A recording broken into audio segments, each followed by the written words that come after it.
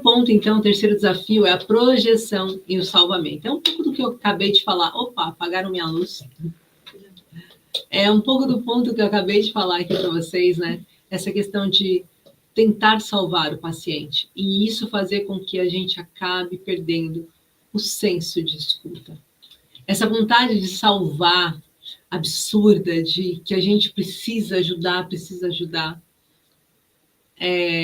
ela está relacionada também com a nossa criança interior ferida, né?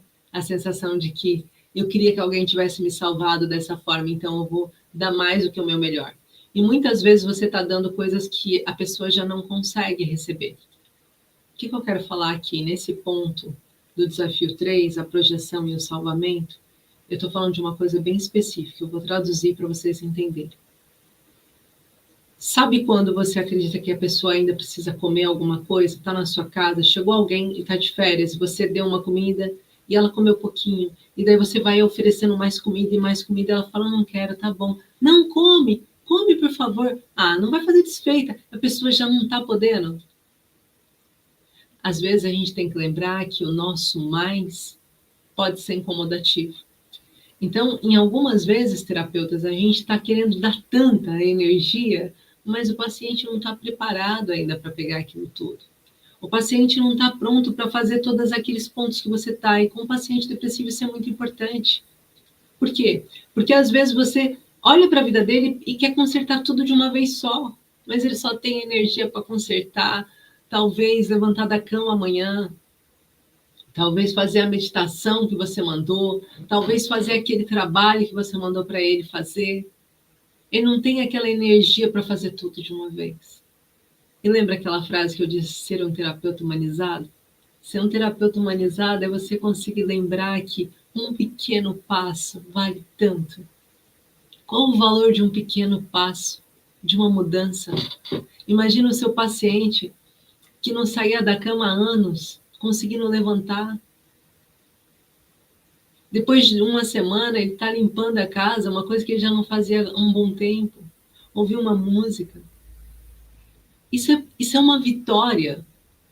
E a gente só dá valor nessas pequenas vitórias quando a gente vê casos muito pesados. Por exemplo, aquelas pessoas que sofreram um acidente, ficaram todo imobilizado, passaram por um monte de cirurgia, depois vão na fisioterapia, e aí está mexendo só um pedacinho, e aquele pequeno chute que ele deu na bola é uma vitória. E no outro dia, o fato dele conseguir se sustentar durante 2 segundos já foi uma vitória. Passado um tempo, ele já conseguiu dar um passo atrás do outro, é uma vitória. E quando ele sai das muletas e volta a andar, aí é uma vitória ainda maior. Mas cada vitória foi comemorada.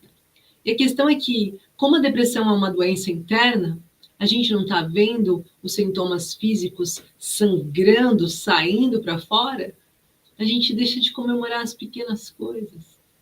Aquele paciente que já foi no parque, que parou para sentir o vento.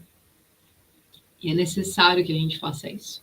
É necessário que a gente incentive o nosso paciente. Pequenos resultados, grandes transformações.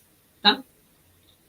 Fez sentido para vocês? Está fazendo sentido o que eu estou falando? Por favor, terapeutas, coloquem aí, está fazendo sentido para vocês. O quarto ponto, o quarto desafio aí que a gente precisa olhar é o risco da dependência do terapeuta. E isso acontece muito se a gente não conseguir fortalecer o nosso paciente criando uma autonomia. O que é fortalecer com a autonomia? O nosso paciente depressivo, ele precisa, ele acaba que sente que todo mundo que está à volta dele nunca ouviu ele como você, terapeuta.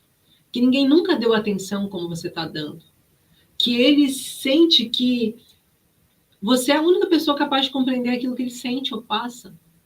E aí ele vai criar uma identidade com você enorme, forte, porque ele vai confiar em você.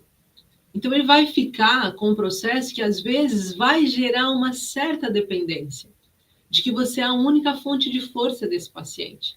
E nós precisamos estarmos atentos nisso para poder ajudar ele a criar uma autonomia e também fortalecer essa rede de apoio. O que é isso? Mostrar para ele que as pessoas que estão à volta dele podem também ser esse suporte. mas muitas vezes o paciente vai dizer que não sente esse suporte. Então, a gente ajuda o paciente a enxergar isso, né? Eu vou exemplificar aqui um dos casos que eu tive recentemente de uma das minhas pacientes. Ela não conseguia ver o amor dos filhos. Isso é mais comum do que vocês pensam. Eu tenho, acho que quase sempre pacientes assim, que passam por isso. Não consegue ver o amor dos filhos porque os filhos não ligam tanto, não aparecem tanto. E até é interessante pensar nisso, porque eu fui almoçar na minha mãe ontem e ela estava se queixando exatamente do mesmo. Eu falei, mãe, agora eu não vou falar com o filho, eu vou falar com o terapeuta. Às vezes ele não veio, não é porque ele não te ama. O fato dele ter te ligado menos ou mais não prova a quantidade de amor que ele tem por si. Então, a gente precisa ajudar os nossos pacientes a enxergar isso, que às vezes a rede de apoio faz ele voltar no tempo, até a mesma idade. Como que é a sua vida, por exemplo? Vira e fala assim, ô, Flor Bela, tô vendo aqui o nome da Flor Bela, falando que faz sentido. Ô, Flor Bela, como que era a sua vida com essa idade, com a idade do seu filho, tá? Então, se o filho tem 40, você fala, ô, Flor Bela, como que era a sua vida com 40 anos? Era corrida, era calma, era tranquila? E, de repente, você vai descobrir que essa pessoa também era corrida. E que ela tinha talvez menos tempo ainda para fazer coisas que ela gostaria de fazer. Você pergunta para ela também, quantas coisas você deixou de fazer nessa altura? Entende? Agora pensa, os seus filhos estão passando por essa situação. E nessa situação, eles também gostariam de estar mais consigo. Mas às vezes eles não conseguem.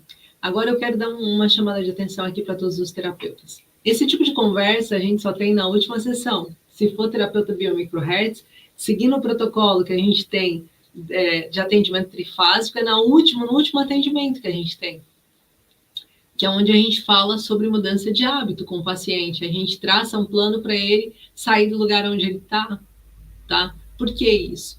Porque nos primeiros atendimentos ele precisa estabelecer confiança em você e precisa se sentir acolhido, não julgado. E se eu falar para ele que a forma dele estar vendo os filhos está errada, automaticamente eu perdi o paciente e ele não vai melhorar, porque ele vai sentir mais uma vez que todo mundo está contra ele, tá? Então é importante isso.